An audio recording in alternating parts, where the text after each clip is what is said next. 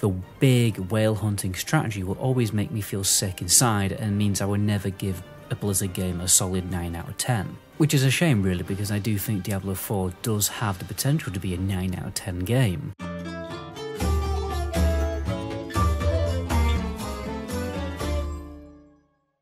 2 weeks ago I set myself a challenge: play Diablo 4 for 50 hours and do a review on it. And now that objective is complete. Now I know many other content creators out there have already smashed the game for 100 hours and already got to level 80 or 100, so why would you even bother to listen to my late review? Well, I think my review will be unique in the sense that it's from the perspective of a total noob to the ARP genre. I mostly spend my allocated gaming hours playing classic World of Warcraft. So this has been a very interesting and fresh experience for me, and I know many of my audience will be unsure of purchasing the game because, like the old me, you don't really know what Diablo 4 is all about, apart from the fact that it's made by the same company who made WoW, and it's got demons and stuff. I really didn't expect the Diablo fanbase to be as big as it is, because in my classic Andy brain, I was thinking why on earth would people still play a game with a top-down cam review? But the truth is, many people still do, and I definitely now understand why. It's been a long wait for Diablo fans, so as you can imagine, when Blizzard announced Diablo 4, many gamers were as excited as Boris Johnson when he sees another Japanese child that he can rugby tackle. But did the game actually live up to the hype? Why is there such a disparity between critic and user scores, and was the monetization model of the game as shameless as we all predicted? Well, we'll dive into everything in this video, covering the following topics: story and atmosphere, gameplay, character development, min-max systems, monetization, and lastly, we'll talk about the endgame.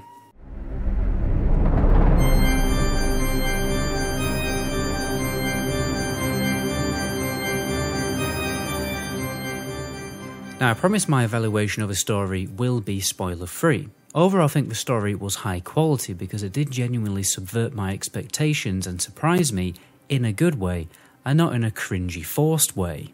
The story at its core was archetypically basic, but this isn't necessarily a bad thing. I almost think that the world of media in the past decade has tried too hard to be stylistic and unusual.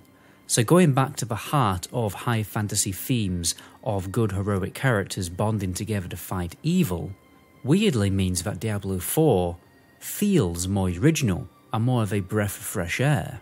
Power fantasy is also dealt with very well. This is one of the things done very poorly in games like Hogwarts Legacy, where you're constantly getting smoke blown up your backside about being the chosen one, and honestly was the main reason I was put off a game and I haven't played it since the launch. Your character has a connection to the main antagonist that allows you to see visions of her actions, which makes you important to the plot, but you never feel like some overpowered god with chosen one powers, especially as the difficult boss fights can be very humbling at times. Your characters and the friends that you make along the way are on a quest to stop the antagonist Lilith from rising to power, and you actually fail in this task quite a lot. She always seems to be one step ahead of you, which inevitably makes the climax of this storyline very satisfying, but I'm obviously not going to reveal exactly what happens, that would be a huge spoiler, but know this: it was one of those moments where your hairs genuinely stick up on the back of your neck. The motivations of Lilith are interesting and believable, to the point where you start to question whether she has a point despite how evil she is. This is a refreshing change, as most video game bad guys just want to destroy the world for no apparent reason. Another unique aspect of Diablo is the sinister and gory atmosphere it illustrates with its world and cinematics. This game does not hold back on making your stomach churn. I think the highlight for me was when a monk was being chewed to death by wolves. I can see how his flesh is being torn away on such a level of detail. You can see teeth marks in his stretchy muscle tissue. The bad guys in Diablo 4 are just on a different level of evil compared to other games that I've played.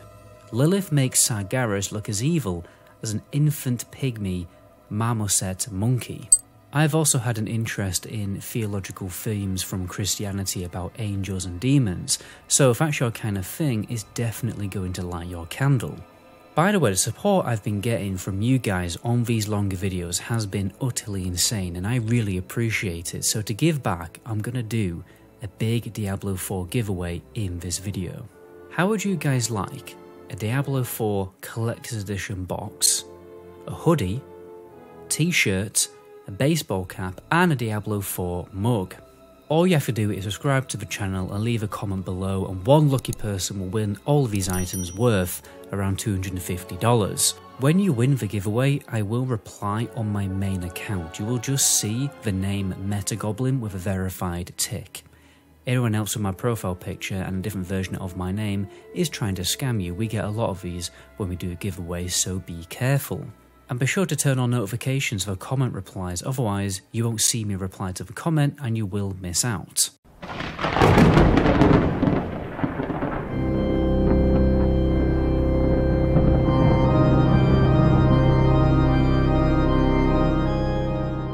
So for my journey, I decided to play the Barbarian. I would have played the Necromancer as I really enjoyed it on the beta, but Blizzard decided to nerf the minions and make them as useful as a chocolate fireguard. And even though I'm an ARPG noob, I played the game on veteran mode, and I'm definitely glad I did because tier 1 difficulty would have been way too easy.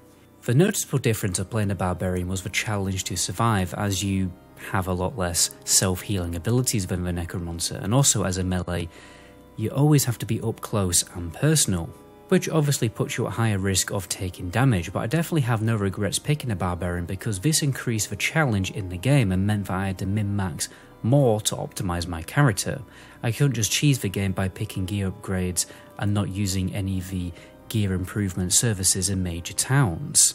I had to upgrade my gear often and optimize my gem usage, and whenever I went back into the open world after I tuned up, it was extremely satisfying to reap the benefits of my strategic thinking to improve my character. This also extends into the talent system. I used the Mobalytics app as a starting point. I know I've been sponsored to promote that app in previous videos, but it was genuinely very useful software. And I'm not sponsored currently to say this in the video, so you know that I wasn't shilling it. But in the end, I made my own build, because I definitely think if you're a Diablo rookie and a Barbarian rookie, you need to get the barrier ability. Not only does it prevent a lot of incoming damage, but if you take the right talents, it heals you also. The gameplay of a Barbarian and the Necromancer is overall incredibly fun, satisfying and addictive. I went for a rending dot based build with lunging strike. The aim of the game is to build Fury with Lunging Strike, which is a great ability also to evade enemies and then burn that Fury with Rend for insane AoE bleed damage. Barrier was also very important to allow my character to burst his damage and to survive boss abilities. I also got Rupture for even more healing, and it also applies more bleeds while erupting the current bleeds on the target, kinda similar to how the Death Knight works in Legion. And my evasive ability was Leap to avoid boss mechanics and getting swarmed by ads. I might actually make a build guide for what I went for because I think it's generally very good for beginners to Diablo for its survivability. The story quests were also incredibly interesting and fun. The only disappointment for me was that there was no dialogue options. Your character just had default dialogue. I'm guessing this is just a characteristic of Diablo games, but for me personally, I've always enjoyed being able to change how the story plays out slightly in an RPG game because that adds to replayability. What was impressive, however, was how the cinematics, and especially how they transitioned from gameplay into cinematics. This was seriously impressive because it felt so natural and didn't break your immersion, when the cinematics didn't lag anyway, because honestly, most of the time the cinematics were very glitchy, which was very weird, and I experienced serious FPS drops, and I have a 4070 Ti, so it's definitely not a hardware problem. The side quests on the most part weren't just boring MMO-styled fetch and grind quests, but occasionally had a mini interesting story which provided just that extra push of great world building. It has been enough to incentivize me to research and watch videos on Diablo lore, because it's definitely very original, immersive, and engaging. What I liked about the dungeons was how they weren't just a grind to go floor to floor like many other games. They contained inventive little objectives for you to complete in order to progress the dungeon until you finally get to the last boss. The boss reveals always fill you with excitement and a little dread, because at first you have no idea what you're up against, and there's just so many dungeons to do, and they are also randomized, so even doing the same dungeon twice won't feel the same. There's also many fun open world events, kind of similar to the Scourge Invasion event in WoW. You will see red circles on the map that have a variety of different objectives that you need to complete. Sometimes it's a demon invasion, preventing a big demon from absorbing other demons, protecting NPCs from dying, and many more. In fact, there's 13 different types of events with a random chance to spawn. The fact that there's 13 also probably isn't a coincidence. These reward good XP and loot. There's also bigger Legion invasion events with many more demons and elite enemies. Everyone in the world can see these before they occur, which means there's normally loads of players at this event. This is extremely fast-paced, demon-massacring action that rewards even better XP and loot. There's also these little sellers in the game that reward you for your exploration with some decent loot. There are a number of world events called strongholds, that is essentially a mini quest to liberate a stronghold and turn into a town once again. These also unlock more teleport locations around the map, to which there are actually many in the game, along with having a mount that you unlock later in the game. You do get around pretty quickly. It never feels like your travelling process is a boring slog. Luckily, while I was in the process of writing the script, I quickly managed to jump into a group with my friends to do some dungeons and world content together. Now, the more people you have in a group, the more challenging the content becomes, similar to how the game Borderlands scaled. The game is also astonishingly streamlined in helping you play with your friends. It doesn't matter if your friends are a few levels ahead or a little below, because everything scales to make it balanced. The only time this is really an issue is when your friends get way too far ahead and start doing Torment difficulty content, because the jump up in difficulty from Nightmare to Torment is pretty insane.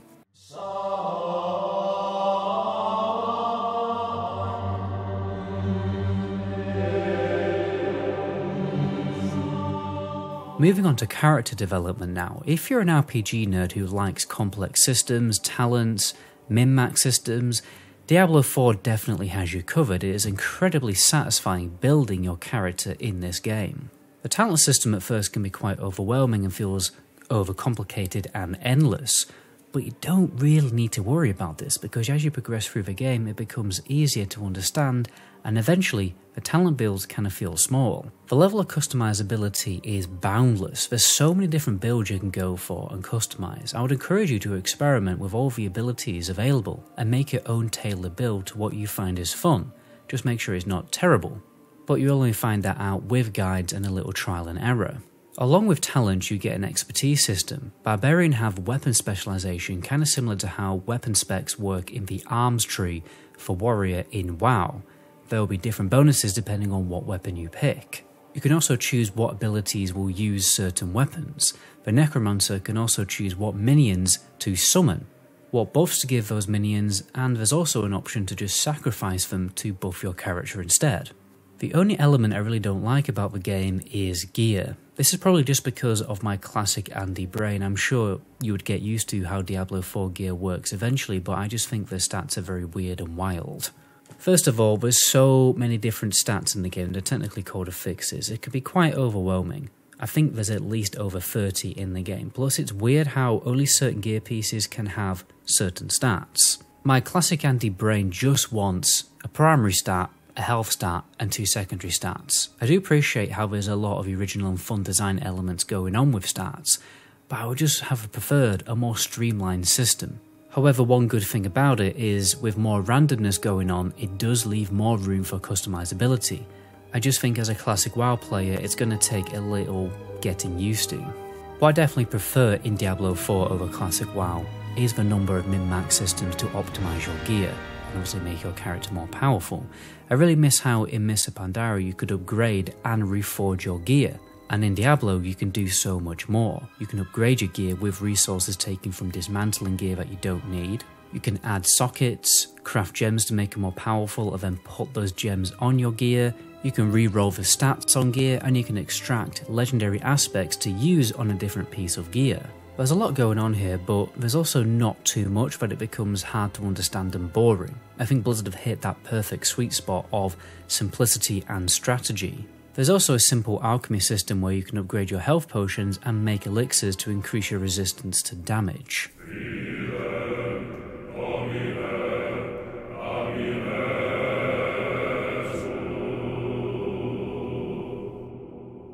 But now it is time to get our hands dirty and wade our way through the swamp that is Blizzard Entertainment's monetization strategy. So the game is 60 bones, $70 in freedom units.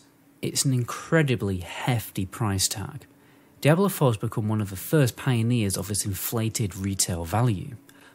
But is it justifiable? If you only want to play Diablo 4 for the story and don't want to do much of the multiplayer content, then the game is worth around $30 to $40. So if you're that person, I would honestly wait for the game to be on sale because it's not really worth the money, but you might be waiting a while. If you're going to play Diablo 4 for countless weeks, you will probably get your money's worth.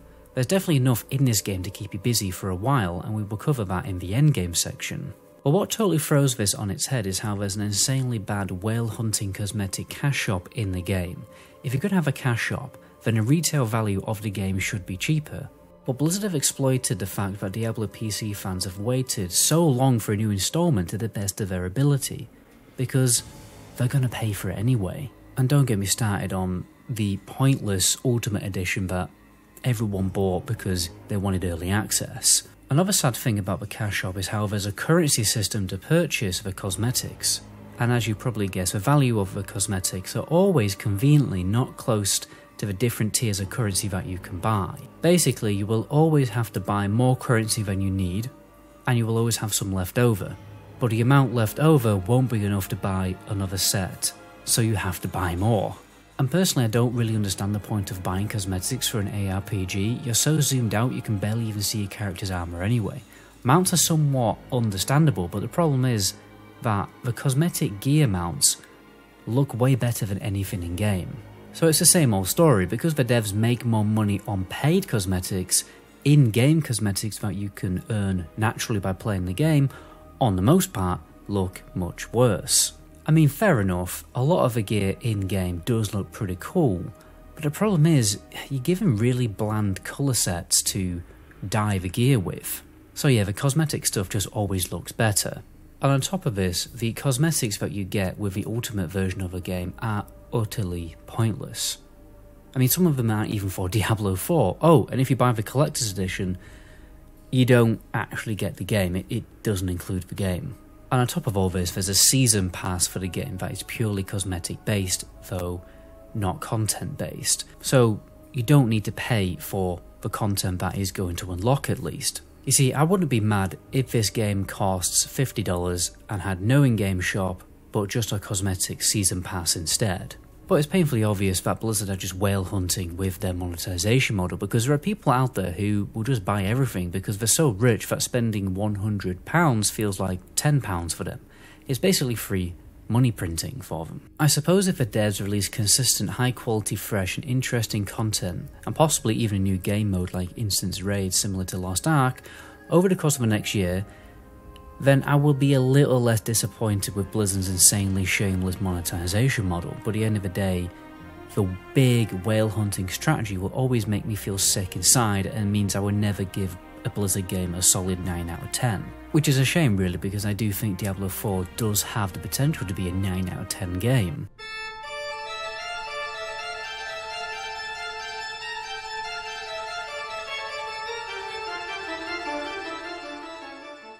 So I honestly didn't have a lot of time to experience much of the endgame content, but luckily my friend Alex has played it extensively, so what I just did is I interviewed him and exploited him for information instead, because that's what true friends do. At first the endgame can feel complicated, but once you've stuck your teeth into it, you do realise, to be honest, it's pretty simple objectives. The most unique endgame content has to be Helltide events. These are similar to Legion Invasion events in the Legion pre-patch. Hordes of emo demons turn up and you have to wipe them out. But there's a twist. Currency drop from these demons is used to unlock chests in that area that reward some of the best gear in the game. The only problem is if you die, you lose half of your currency. So the idea is to farm as many points as you can, unlock as many chests as you can, while also trying to survive. It's a high risk, high reward game mode. The great thing about Helltides is that they are in the open world and they are best done with friends. This makes Diablo 4 a very social game because you inevitably end up grouping up with people to make your life easier, which could obviously lead you into joining a clan. Because this game just simply is better experience when grinding the content in a group. It's got that nice feel to the world like classic WoW did. That's definitely a pro. You don't need to worry about your friends not playing the game. No, it's definitely, you could definitely play it solo, but I will say this, the game is nowhere near as fun when you're playing solo.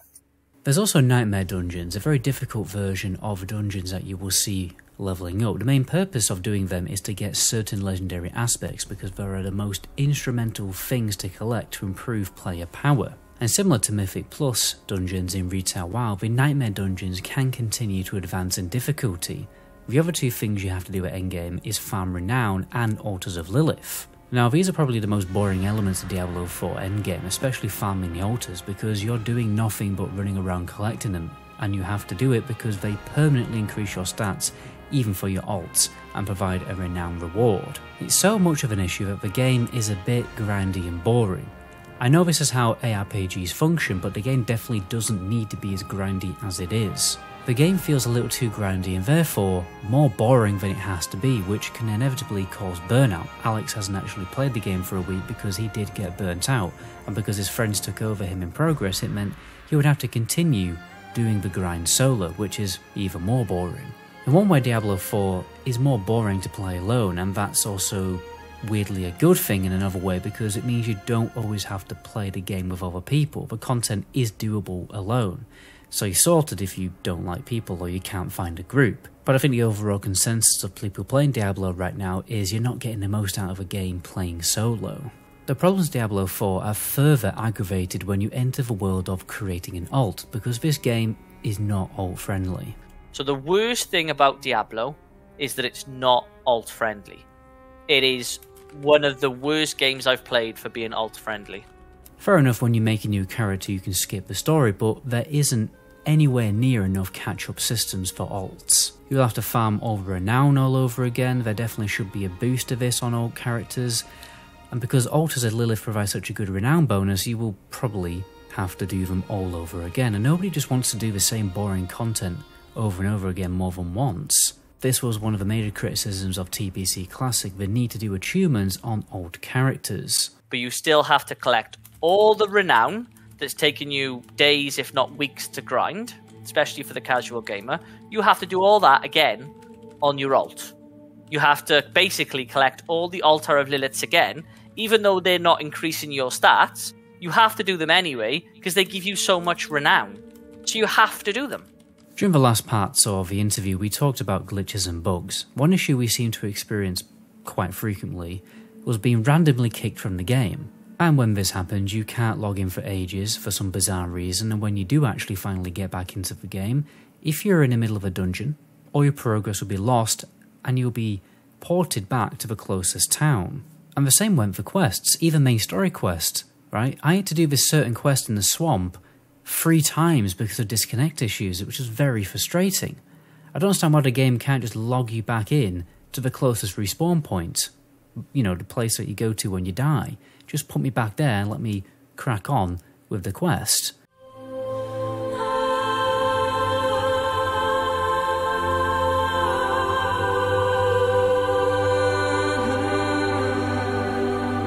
So it's time we collected our thoughts. If I was to rate this game, I would give it a solid 7 out of 10.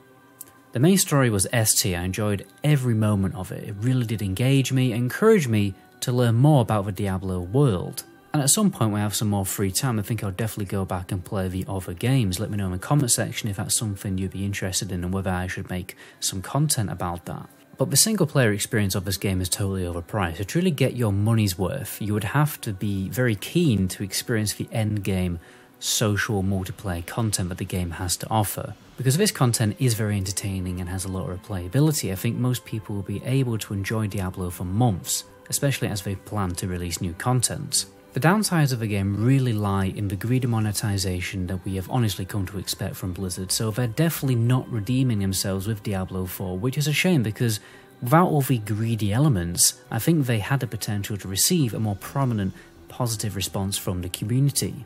Because at the end of the day, they've made an absolutely solid game here. I would have given it a 9.5 out of 10, but it's impossible to do that with such greedy systems lurking in the background. The game also definitely isn't alt friendly, but I imagine in the future Blizzard will introduce patch changes to mitigate the boredom experience when making alt characters. And I suppose the glitches were minor, but honestly, The main issues that I had was group content like Hell Tides and Legion Invasion events. The servers really do feel incredibly laggy and unstable most of the time.